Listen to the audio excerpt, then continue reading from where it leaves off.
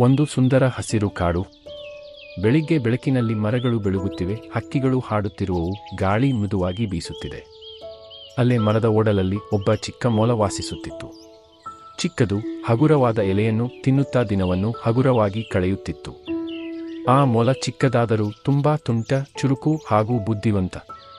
ತಕ್ಷಣ ಎಚ್ಚರವಾಗುವ ಪ್ರಾಣಿ.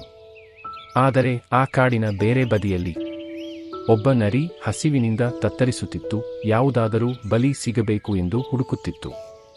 ಆಗ ಆ ನರಿಗೆ ಮೊಲ ಕಂಡಿತು. ಓ, ಏನು ರುಚಿಕರವಾದ ಮೊಲ! ಇದನ್ನು ಸುಲಭವಾಗಿ ಮೋಸ ಮಾಡಿ ತಿನ್ನಬೇಕು ಎಂದು ನರಿ ಚೆನ್ನಾಗಿ ಆಲೋಚನೆ ಮಾಡಿತು. ಬಂದು ಮೊಲದ ಮುಂದೆ ನಿಂತಿತು. ಚೆಂದವಾಗಿ ನಗು ಮಾಡಿ ಹೇಳಿತು, ಓ ಹಾಯ್ ಸ್ನೇಹಿತೆ ಮೊಲ, ನಾನು ನಿನ್ನನ್ನು ನೋಡಿದ್ದು ತುಂಬಾ ಖುಷಿ ಆಯಿತು. ಬಾ, ನಾನು ನಿನಗೆ ಒಂದು ಹಸಿರುಗೂಡಿದ ಬೇಟೆ ಸ್ಥಳ ತೋರಿಸ್ತೀನಿ. ಇಲ್ಲಿ ಅಷ್ಟೊಂದು ಹಸಿರು ಇಲ್ಲ, ಎಲ್ಲ ಪ್ರಾಣಿಗಳು ತಿಂದಿವೆ. ನೋಡು, ಎಷ್ಟು ಸಣ್ಣ ಆಗಿದ್ದೀಯಾ, ನೀನು ಚೆನ್ನಾಗಿ ತಿನ್ನಬೇಕು ಎಂದು ಕರೆಯಿತು. ಆದರೆ ಮೊಲಕ್ಕೆ ಗೊತ್ತಿತ್ತು ನರಿಯ ಬುದ್ಧಿ ಹೇಗೆ ಎಂದು. ಇದು ಇಷ್ಟು ಚೆನ್ನಾಗಿ ಮಾತನಾಡಲು ಸಾಧ್ಯವೇ ಇಲ್ಲ.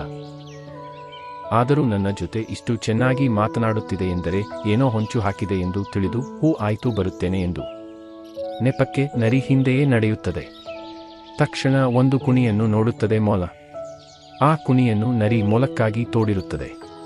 ನರಿ ತಾನು ಮೊಲಗೋಸ್ಕರ ತೋಡಿದ ಕುಣಿಯಲ್ಲಿಯೇ ಬಿದ್ದಿತು. ಮೊಲ ದೂರದಿಂದ ನಗುತ್ತಾ ತನ್ನ ಹಾದಿ ಮುಂದುವರಿಸಿತು.